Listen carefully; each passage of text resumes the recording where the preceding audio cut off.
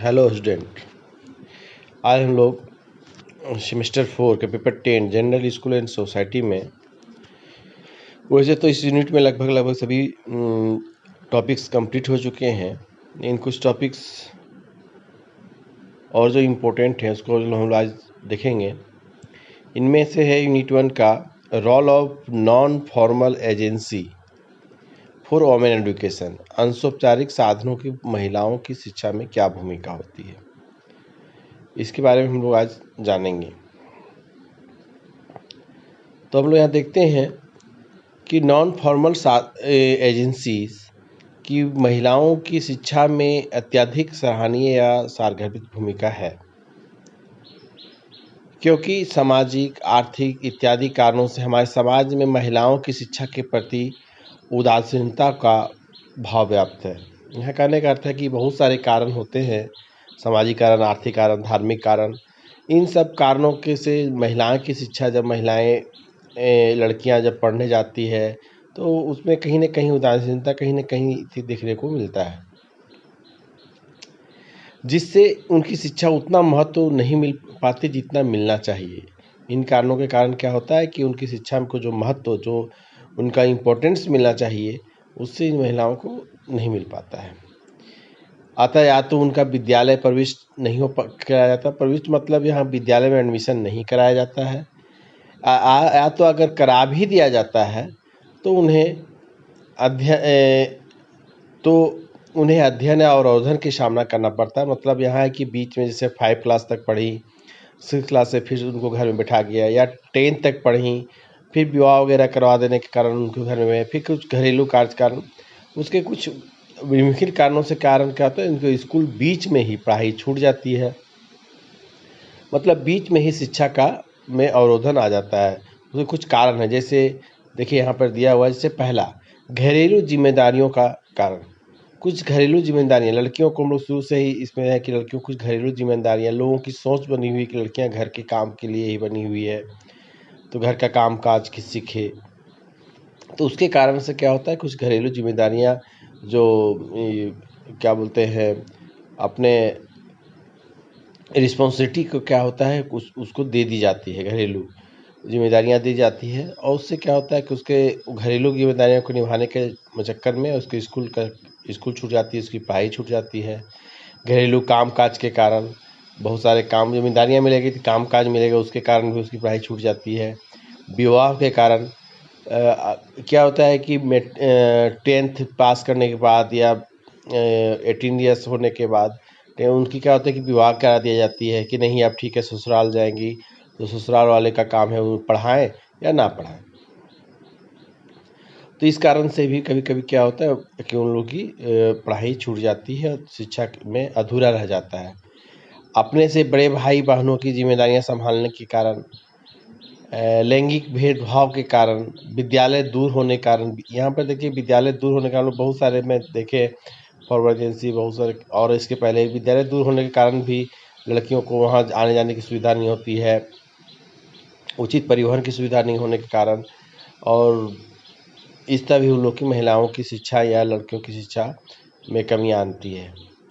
महिला शिक्षिका की कमी होने के कारण, अगर कोई स्कूल में महिलाएं शिक्षा नहीं है तो लोगों को ऐसा है कि नहीं, लड़कियां बड़ी हो गई हैं, वहाँ कोई महिला शिक्षक नहीं है, तो वहाँ पे हम अपने बच्ची को नहीं भेजेंगे। इस तरह का बहुत सारी सोच होती है, जिसके कारण से भी महिलाओं की शिक्षा में कहीं न कहीं अवरोधन होती है।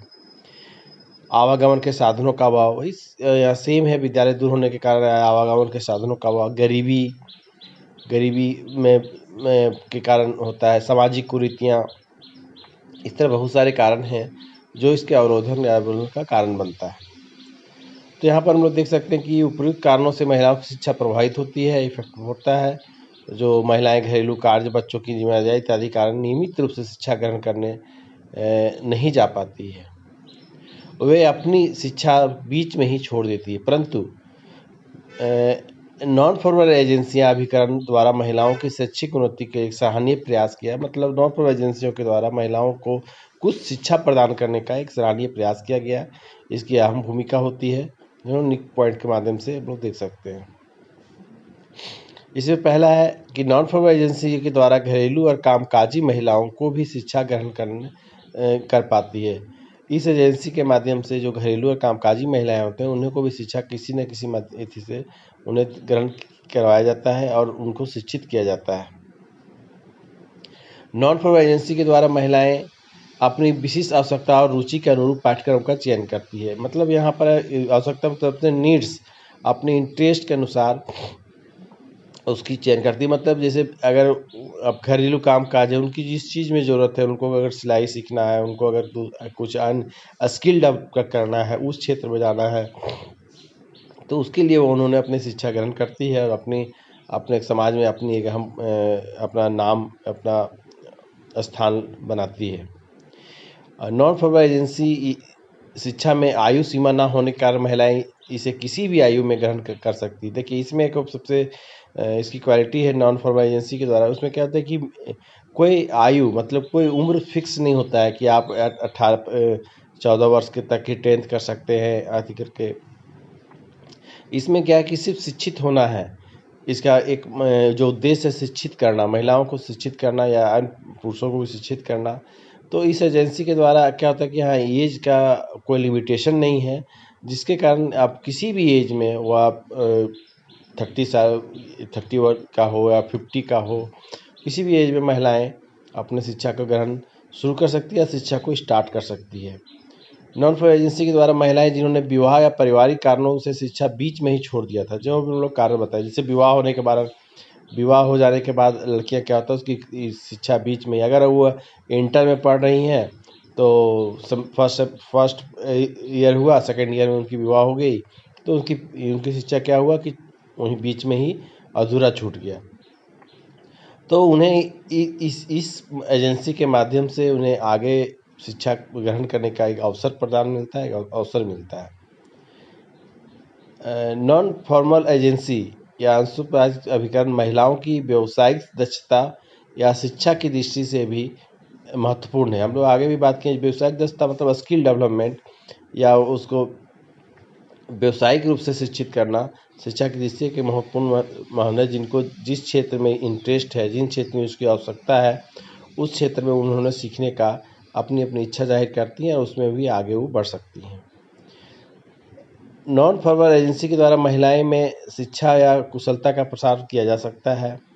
नॉन फॉर्मल एजेंसी में शिक्षा महिलाओं के लिए वरदान स्वरूप साबित हुआ है, क्योंकि महिलाओं की औपचारिक शिक्षा जो हम लोग पढ़ते हैं उनकी तमाम अवरोध विद्यमान है, जिन्हें दूर करने के प्रभावी विकल्प यही है।